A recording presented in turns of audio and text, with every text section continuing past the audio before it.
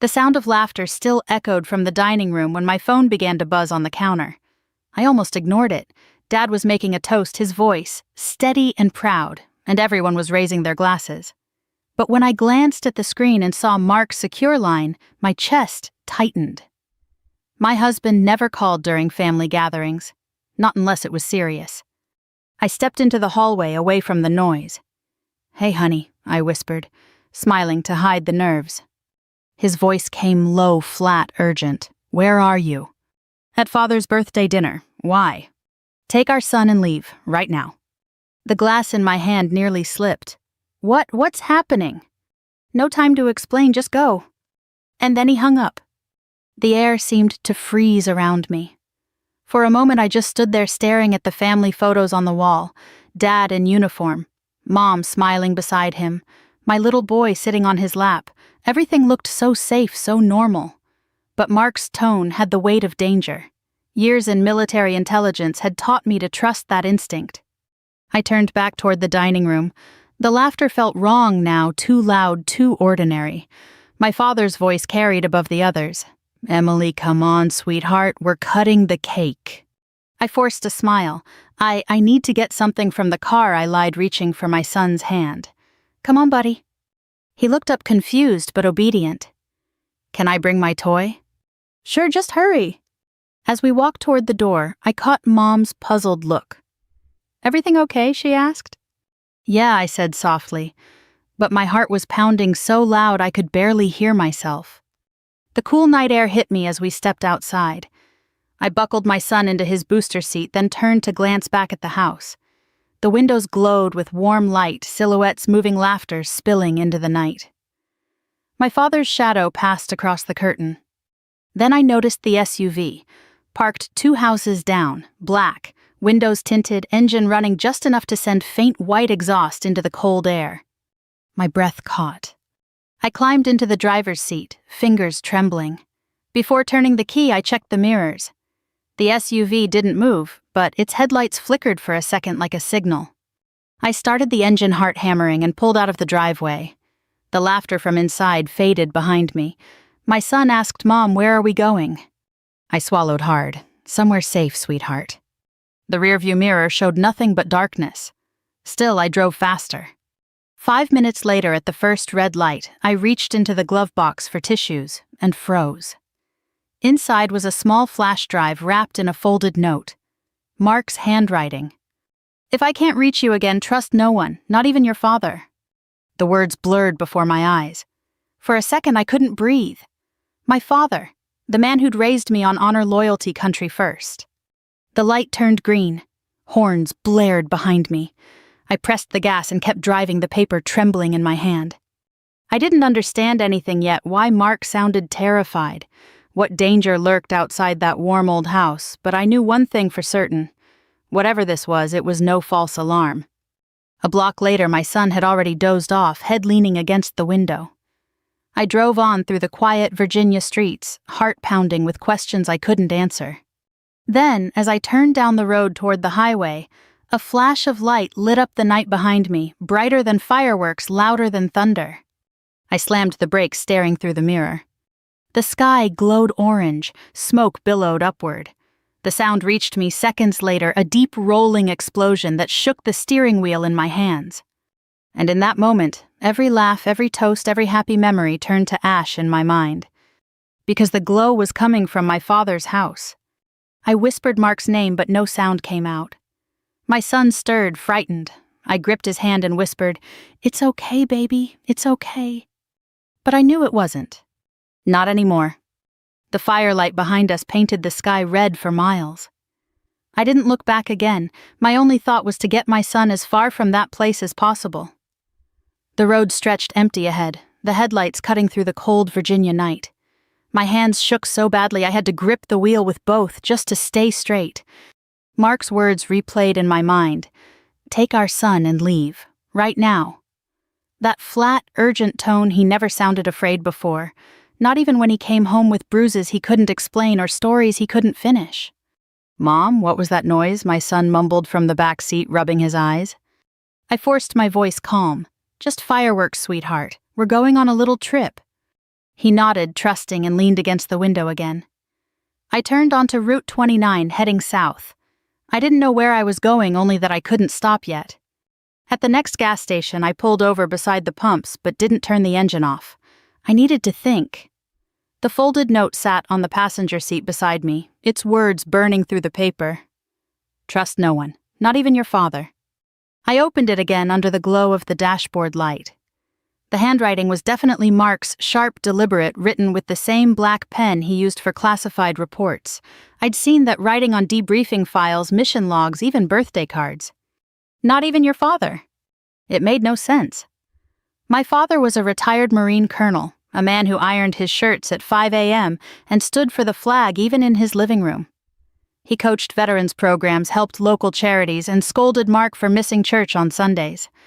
How could I not trust him? I stared through the windshield, the low hum of the car filling the silence. Then my phone buzzed again. Unknown number. I hesitated, then answered. Emily, a voice whispered. It's Ben, your father's aide. Ben, what's happening? Don't go home. Don't answer calls from anyone claiming to be from base. Just stay off the grid. Ben, what are you talking about, my father? Static cut him off. Then silence. I lowered the phone slowly. My pulse thudded in my ears. Something bigger was happening, something beyond family secrets. I reached for the flash drive again. It was warm from my touch, small and innocent looking. But I knew Mark didn't hide things without reason. Back when we were stationed in Norfolk, he used to joke, "If you ever find a flash drive in the car, honey, it means I've really messed up." I'd laughed then. Now the memory felt like a bad omen. I drove another hour before stopping at a cheap roadside motel, the kind with flickering signs and buzzing soda machines. The clerk, a tired woman in her 60s, barely looked up from her crossword when I handed her cash. Just one night, I said. In the room, I locked the door twice and pushed a chair against it. My son was already half asleep. I tucked him in on the bed, brushed the hair from his forehead, and whispered, "It's okay, baby, Mom's here." Mom's. He smiled faintly and drifted off. I sat at the desk with my laptop. For a moment I hesitated. Opening the flash drive felt like crossing a line I couldn't uncross. But I couldn't call Mark. His phone still went straight to voicemail. I plugged it in. Nothing happened. Just an empty folder. Then after a few seconds, a single document appeared. Read me when safe. I clicked it open. Inside were coordinates, a date December 12th, and one more line. If I don't come home, tell our son the truth. I checked the date. It was December 11th. My throat tightened. Outside, a car drove slowly past the window. I turned off the lights.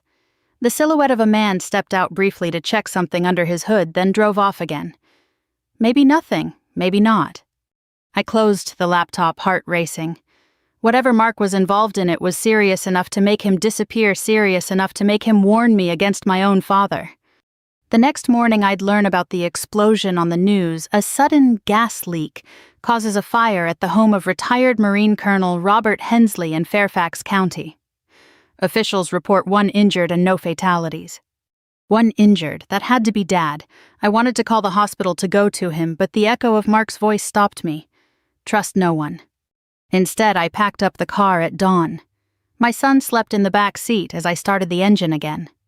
Before leaving, I took one last look at the small motel in the rearview mirror. The sun was rising, painting the windows gold.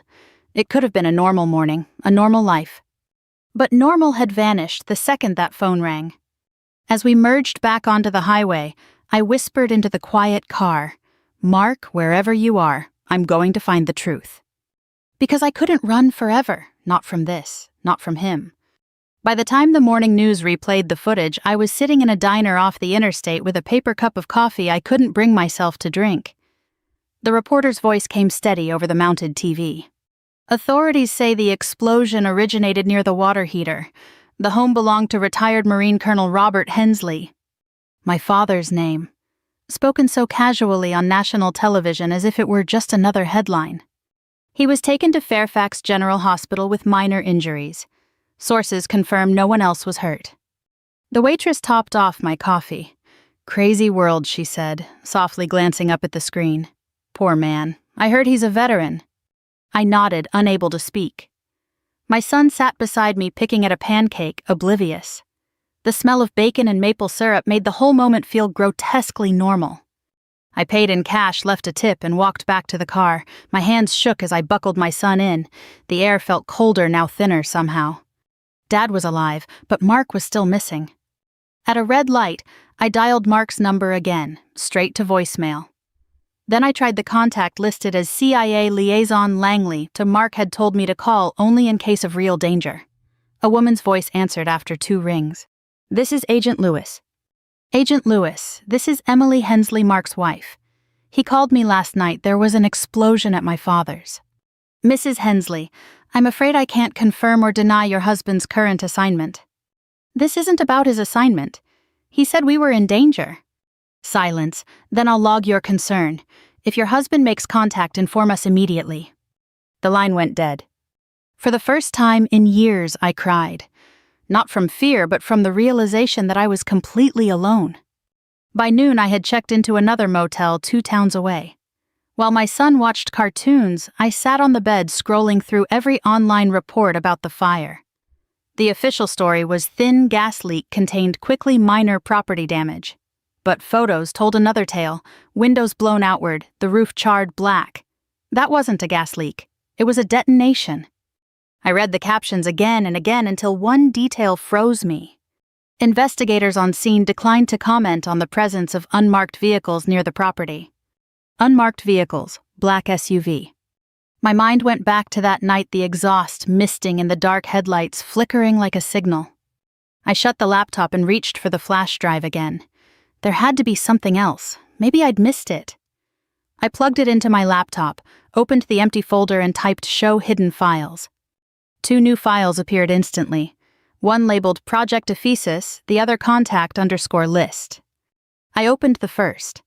A spreadsheet of coordinates, timestamps, and dollar figures offshore transfers through shell companies. One column labeled Hensley Consulting, my father's firm.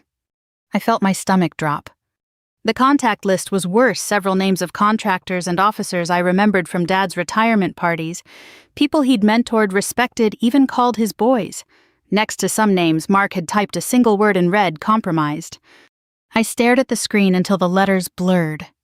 Could Mark have been investigating Dad, or was he being set up? That night, while my son slept, I scrolled through old messages between Mark and me. The last text he'd sent before all this was 2 weeks ago, dinner at 6. Don't wait up if I'm late. Simple, ordinary. And yet now it felt like a ghost note. A soft knock startled me. I peered through the curtain. A man in a brown delivery uniform stood outside holding a small padded envelope. "Package for Emily Hensley." "I didn't order anything." "It's prepaid," he said, setting it on the ground. "From Arlington." I waited until he left before opening the door. The envelope contained a single key and a typed note. "Locker 47, Arlington Storage, Thursday 6 a.m. My breath caught. Mark's writing again, this time printed, not handwritten. I recognized the way he capitalized the A, always slightly slanted left. Thursday was tomorrow. I sat there for a long time listening to the hum of the air conditioner. My son turned over in his sleep, mumbling about his toy truck. Tomorrow, Locker 47. But another thought crept in. How had the package reached me here? I hadn't used my real name at check-in. Someone knew where I was. I stayed awake until dawn, every creak of the motel floorboards setting my nerves on edge. Before leaving, I checked the parking lot from the window. No SUV, no movement. At 5:30 a.m., I loaded the car, heart pounding. My son stirred awake as I started the engine. "Where are we going, Mom?" "Just somewhere Daddy told us to go," I said softly. He yawned, trusting me completely. As the sun rose over the quiet Virginia highway, I glanced at the key in the cup holder. Locker 47. Whatever waited for me there would either save us or end everything. The drive to Arlington took less than 2 hours, but it felt like crossing into another world. The rising sun washed the road in gold, but I saw none of it. My thoughts churned.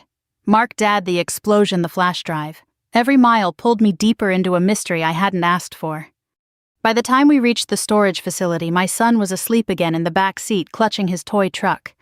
The lot was nearly empty except for a janitor sweeping near the fence and a man unloading boxes 3 rows down. I parked near the far end, pocketed the locker key, and took a deep breath. The morning air was crisp, the kind that carried a faint metallic bite. I could smell old dust and oil from the rows of metal doors stretching endlessly like silver ribs. Locker 47 was near the center aisle. My palms were damp when I slid the key into the lock. It clicked open too easily. Inside was a small plain duffel bag and a manila envelope taped to the back wall. The envelope read in block letters, "If you found this, you're already in danger." My breath caught. I tore it open. Inside were photographs, dozens of them. My father shaking hands with men I didn't recognize seated at conference tables, stepping out of black sedans.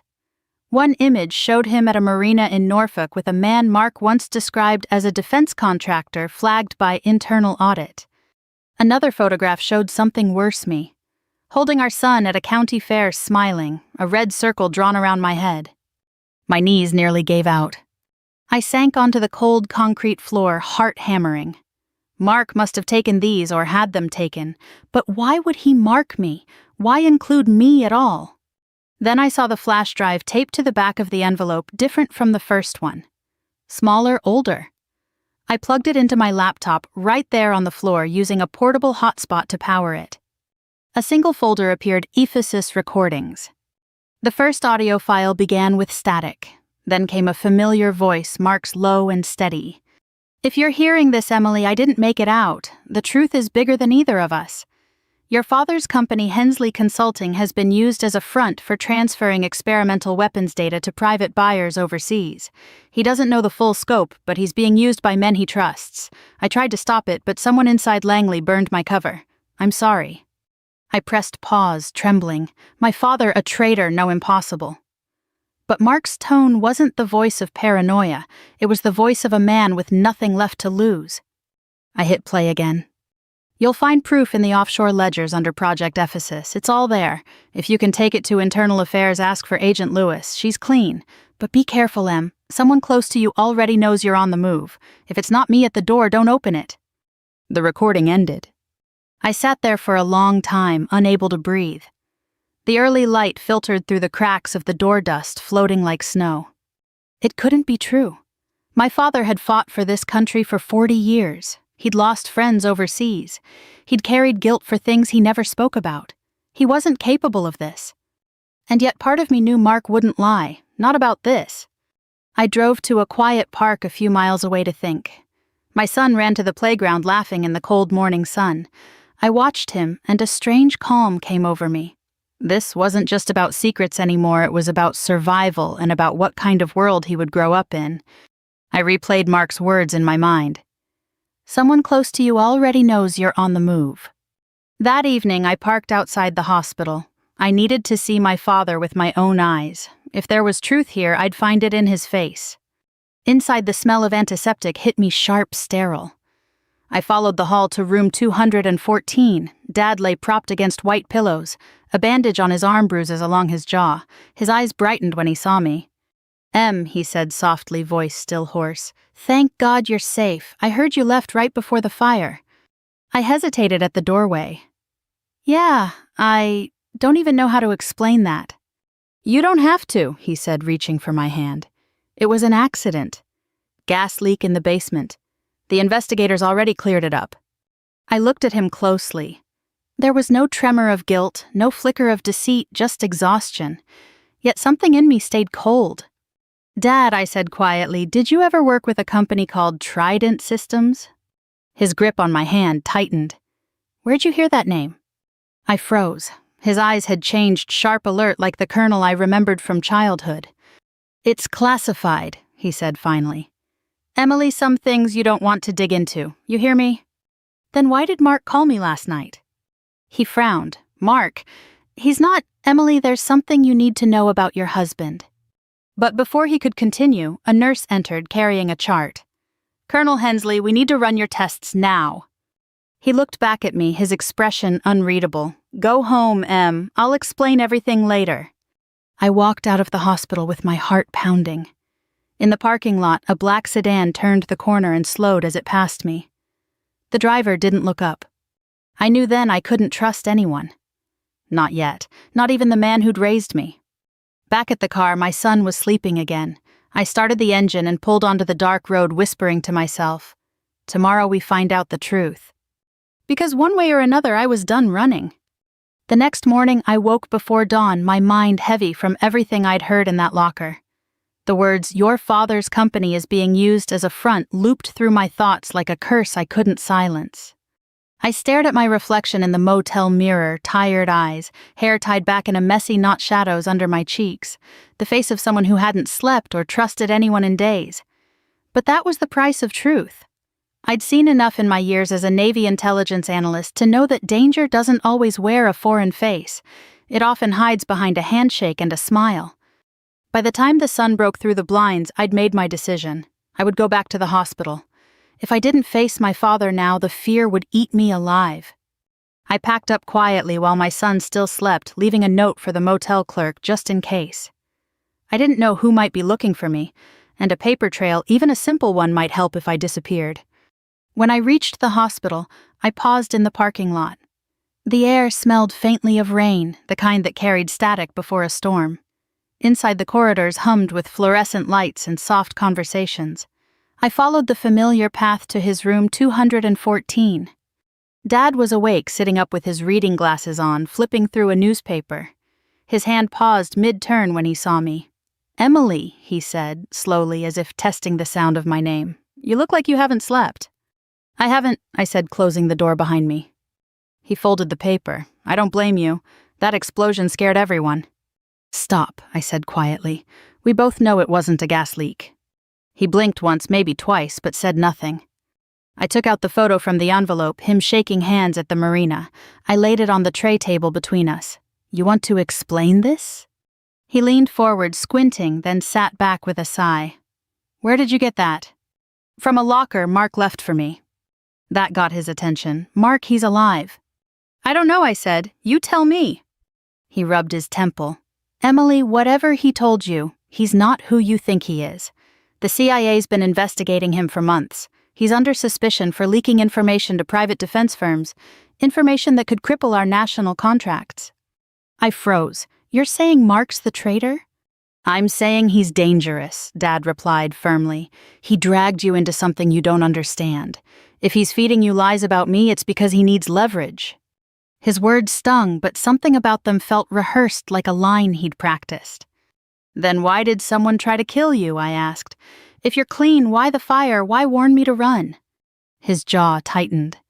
"I don't know what he's told you, but I've spent my life protecting this country. You think I'd betray it for money, for power?" "I don't know what to think anymore," I whispered. We sat in silence for a long moment. The hum of the machines filled the room. Finally, he said quietly, "I know you love him, Emily, but love doesn't make a man innocent. It blinds you." I met his eyes. "And what about loyalty, Dad? Doesn't that blind you too?" He looked away first. The old Marine who'd once seemed unbreakable now looked smaller, fragile under the hospital light.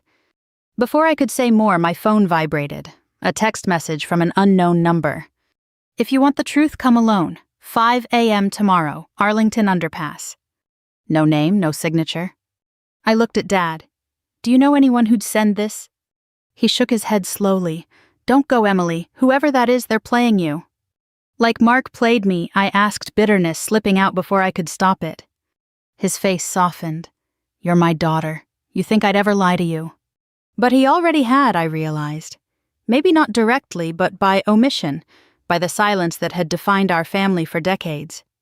The things no one talked about after dinner, the stories that ended with, "You're too young to understand." "I want to believe you," I said, my voice breaking, "but nothing adds up anymore." Dad sighed. "Just promise me you'll stay with family. Don't chase this alone. Let the agency handle it." "I can't," I said, standing. "I have to see this through." As I turned to leave, his voice stopped me. "Emily, if you go down this road, you might not come back the same." I looked over my shoulder. Neither did you, Dad. Out in the parking lot, the rain had begun to fall in light, steady drops. I sat in the car for a while, watching them blur the windshield. My heart ached, not just from fear, but from the weight of knowing both men I loved might be on opposite sides of something that could destroy us all. I replayed the audio from Mark's drive again, listening to his final words. Someone close to you already knows you're on the move. Maybe that someone wasn't my father. Maybe it was whoever was feeding him information. The next morning I'd go to the underpass, alone. If it was a trap, I'd know. But if it wasn't, maybe I'd finally see the face of whoever was pulling the strings. And maybe for the first time in days I'd stop running and start fighting back. I left before dawn, the highway empty except for long-haul trucks and the occasional commuter chasing the first cup of coffee. My son slept under a blanket in the back seat, small and warm and oblivious the way children should be. I'd promised myself I wouldn't bring him within sight of the meeting, so I parked 2 blocks from the Arlington underpass in a church lot I knew from my Navy days, tucked the seats back, and waited for the 7 o'clock bell to cover my exit. The December air bit my lungs as I crossed the street. Night was folding itself away, leaving a thin gray light under the bridge. The kind of light where faces were shapes and shapes could be lies. I did what Mark taught me years ago, back when we were young enough to joke about tradecraft. Walk past the site, keep going, check reflections in dark glass loop, back on the far side, test for tails. On my second pass, I counted 2 cars idling at the curb, one I recognized from outside the hospital yesterday. The other, a dented sedan with a missing hubcap, felt like camouflage trying a little too hard. I stopped halfway beneath the overpass. Pigeons shuffled in the rafters. The air smelled like wet concrete and spent brake dust. A man stepped out from the shadow of a column. He kept his hands visible like he knew how I looked at hands first. "Emily," he said carefully. "It's Ben. My father's aide." The voice matched the call from 2 nights ago, thinner now, raw at the edges. He'd lost weight since I last saw him in my parents' kitchen, where he'd sliced pie and bragged about the Colonel's putting game. "Don't come closer." My own voice sounded steadier than I felt. "Show me your phone." He obliged, raising it with 2 fingers.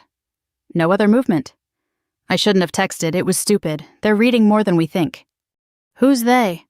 "People you don't want to name out loud." He glanced at the street where the idling cars sat like patient animals. "You have the Ephesus files." The name hit the air like a match. I kept my eyes on his. "What do you know about Ephesus?" He licked cracked lips, enough to lose my job for telling you. Hensley Consulting's books started showing consultancy fees routed through 3 shells: Tidewater Trade, Everson Maritime, and Laurel Group. Dollar amounts didn't match deliverables. Then, meetings after hours, men I'd never been briefed on. Your father thought they were donors for the Veterans Fund. He didn't see the rest. What rest? Hardware specs, trial footage, naval prototypes. He swallowed. "Emily, your father is not the man selling anything. He's the man they're using to make it look like he blessed it." Wind knifed through the gap in the wall and pushed grit across our shoes. The pigeons shifted again, unsettled. "Why call me?" I asked. "Because you'll do what the agency won't. You'll choose truth over turf." He took a slow breath. "And because Mark asked me to." My heart stumbled. "You've seen him."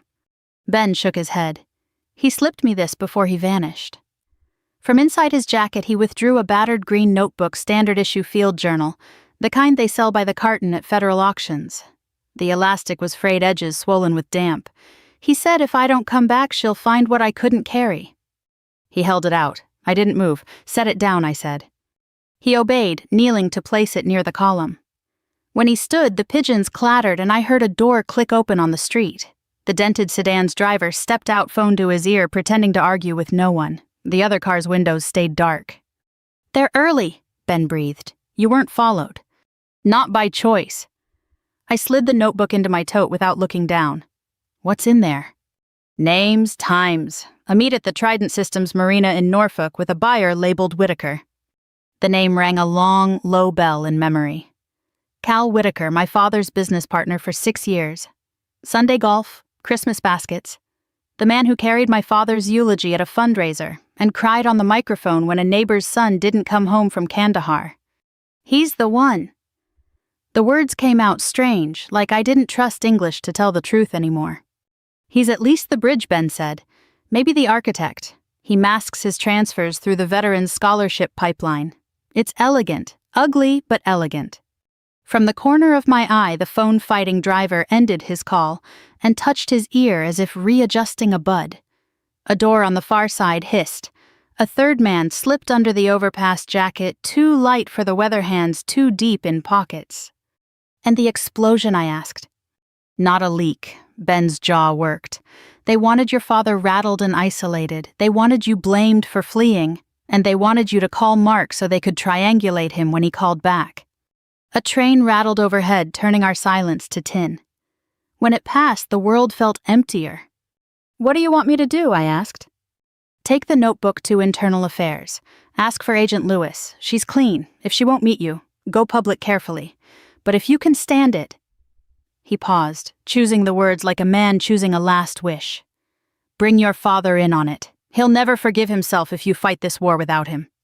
I almost laughed.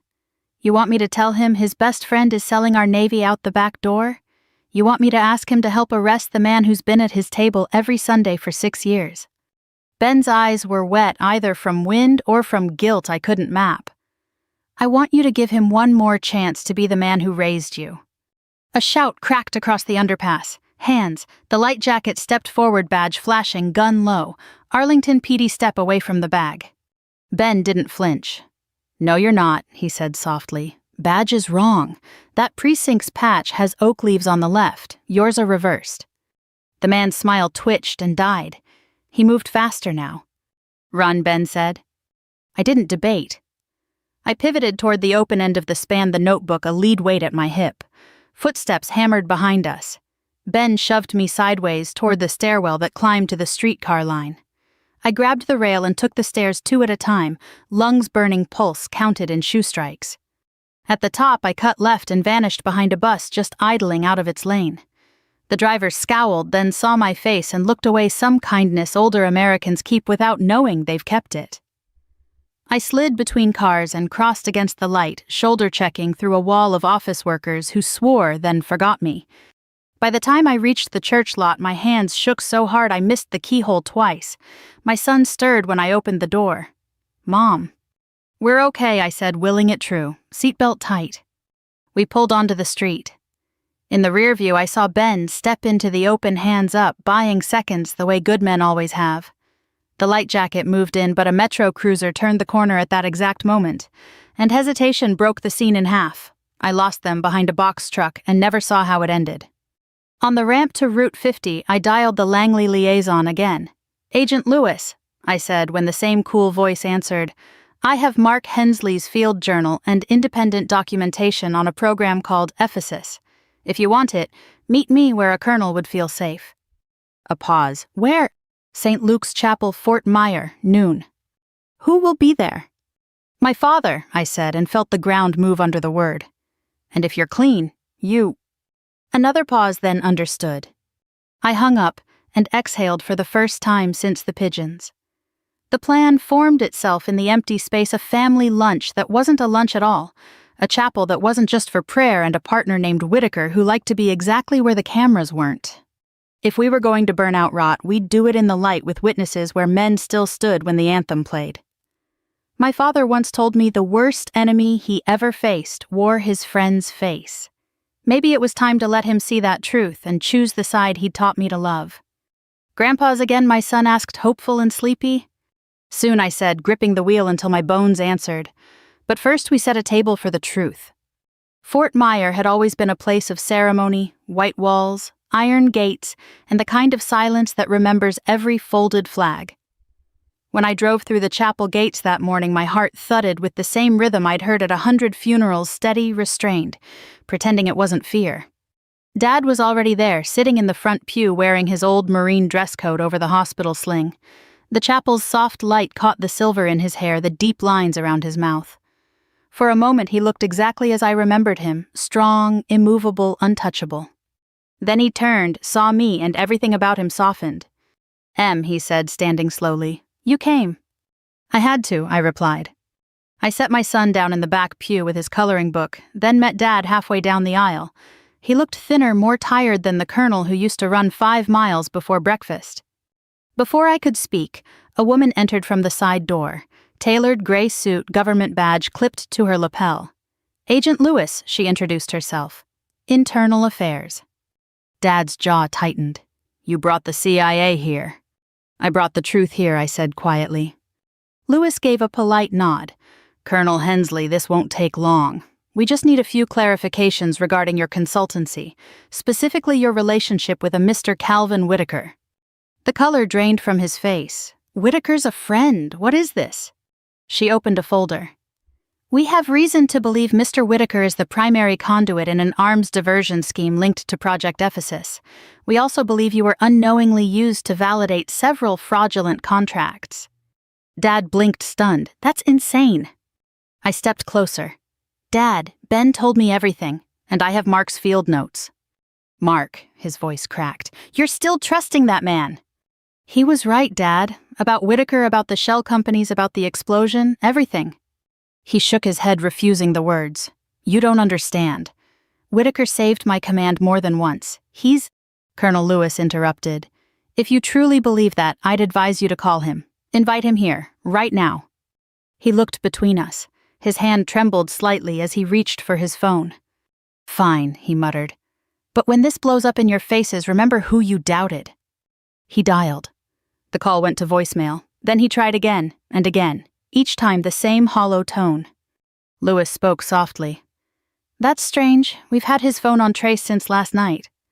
Dad turned sharply. What do you mean, trace? The chapel door opened. 2 men in suits entered Secret Service posture, but not the right pins. Between them, Calvin Whitaker walked with the calm confidence of a man used to boardrooms and briefings. His smile didn't reach his eyes. Robert, he said warmly, you look well considering. Dad's expression fractured relief confusion, and something like betrayal flickered across it all at once. Cal, what's going on? Why are they saying? Whitaker's gaze flicked to me, then to Lewis.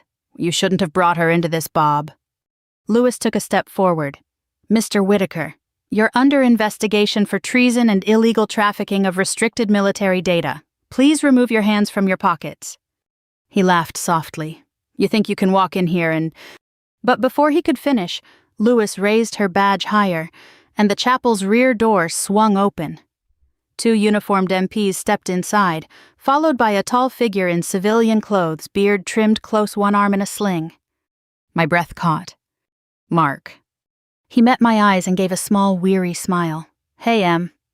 Dad turned speechless. Mark stepped forward. I told you I'd find proof, sir, and I did. He placed a USB drive on the pew. Everything you signed, every file Whitaker used, cross-referenced with the veterans' charity accounts. You were set up. Whitaker's composure cracked. You don't know what you're talking about. Those files are classified. Not anymore, Lewis said, motioning to the MPs. Take him. The cuffs clicked around his wrists. He muttered something about politics, about scapegoats, but no one listened. The sound of boots on tile echoed like a judgment older than all of us. Dad stood frozen as they led Whitaker out. For a moment he looked older than I'd ever seen him, his whole posture sagging under the weight of realization. I didn't know, he whispered. God help me, I didn't know. Mark stepped closer.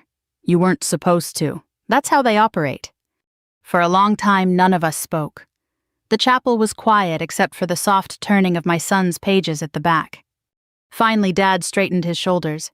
You saved my daughter, he said to Mark, and my name. He paused, voice thick. I misjudged you. Mark's eyes softened. You just protected her the only way you knew how, sir. I respect that. Dad extended his good hand. They shook 2 soldiers from different wars bound by the same code. When the MPs and Agent Lewis left, the chapel was still again. Sunlight streamed through the stained glass, painting the pews in red and gold. Dad turned to me. Emily, I'm sorry for doubting you, for everything. I felt tears I hadn't realized I'd been holding. Just tell me we're done hiding, Dad. He nodded slowly. We are. Mark reached for my hand, his grip warm and steady. It's over, Em. I looked at him, really looked, and for the first time in days the tension in my chest eased. We'd survived Secret's fire and fear. Now came the harder part, healing what was left. Outside the chapel bells began to ring the noon hour. The sound was clear, bright, and for the first time since that phone call, beautiful. We left the chapel in silence, the 3 of us walking side by side into the December air. My son ran ahead, chasing the pigeons that scattered across the courtyard. For the first time in days, I let myself breathe. The storm had broken. Mark still moved stiffly from the injury that had kept him hidden. His arm was strapped tight in a sling, but his eyes were sharp again, alive. He reached for my hand, tentative at first, as if afraid I'd pull away. I didn't. "I kept thinking you'd hate me," he said quietly, "for dragging you into this." I looked up at him, at the man who'd called me in the middle of a birthday party to save my life. "You didn't drag me in, Mark. You pulled me out." He smiled, small but real. We drove to the harbor in Norfolk that afternoon. The water was calm, the winter sun glinting off the ships like shards of glass. That place had always been ours, the spot where he proposed before deployment, the same dock where I waited the day he came home from Afghanistan with sand still in his boots. Dad sat in the passenger seat, staring out at the masts, his hand resting over the old Marine ring on his finger. "You know," he said after a while, "I spent half my life preaching about vigilance. Never imagined it'd be my own friend I should have watched." Mark answered softly, "Sometimes the enemy doesn't wear a flag, sir. Sometimes he wears your trust." Dad nodded. The words landed heavier than either of them wanted to admit.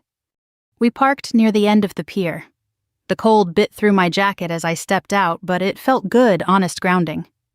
Dad stayed in the car with my son while Mark and I walked to the railing overlooking the gray-green water. "What happens now?" I asked. "Internal Affairs will wrap up the investigation," Mark said. "Whitaker's facing federal charges. Your father's name will be cleared officially. And you," he gave a half smile, "I'll get my clearance reinstated. After that," he shrugged, "maybe I'll be done. I'm tired of seeing the worst in people, Em." I understood that better than I wanted to. "You ever think about what normal would even look like?" "Normal's a myth," he said. "But peace, that's something I could get used to." For a moment we just stood there, the sea lapping against the dock gulls calling overhead. I remembered the last time we were here before everything went wrong. He'd said, "If the world ever goes dark, promise me you'll follow the light, not the noise." I hadn't understood it then. Now I did. He turned toward me, serious again. "You were brave. I know you didn't feel like it, but you were." "Bravery's easy when you're too scared to think," I said with a faint laugh. "Besides, you trained me well." "Not for this," he said. "Not for family." We stood in silence a long while. Then Dad joined us, holding my son's hand. His face was pale, but his eyes clearer than I'd seen in years. "I just talked to Lewis," he said. "They'll release the official statement tomorrow morning. They're calling me a whistleblower now." He let out a short, bitter laugh. "Guess it's never too late to learn humility." Mark extended his hand. "It's an honor to serve alongside a man who still stands when it matters." Dad gripped his hand firmly. "You brought my daughter home. That's honor enough for me."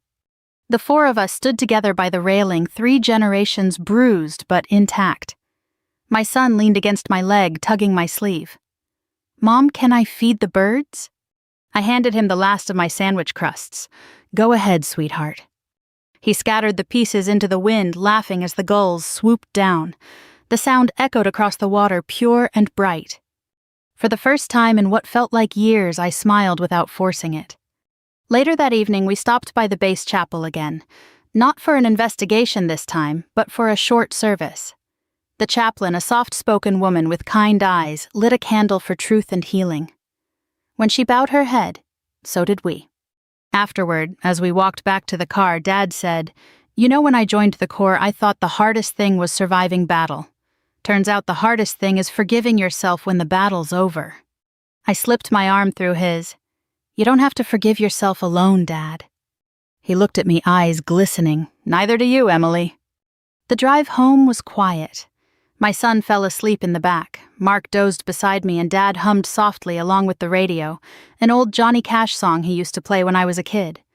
Somewhere between the verses, I realized how grateful I was for all of it. The pain, the fear, the revelation. Because sometimes the truth doesn't destroy a family, it rebuilds it. As we crossed the bridge into town, the harbor lights shimmered below, reflections dancing on the water. Mark stirred beside me. "You okay?" "Yeah," I said, smiling through tears I hadn't meant to shed.